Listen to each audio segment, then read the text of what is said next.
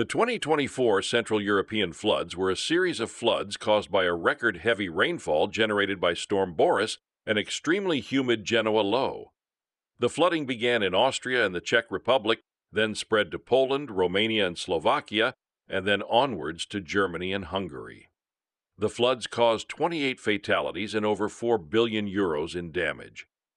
This photograph shows floodwater surrounding the Franciscan monastery in Kłodzko, Poland, on the 15th of September, 2024.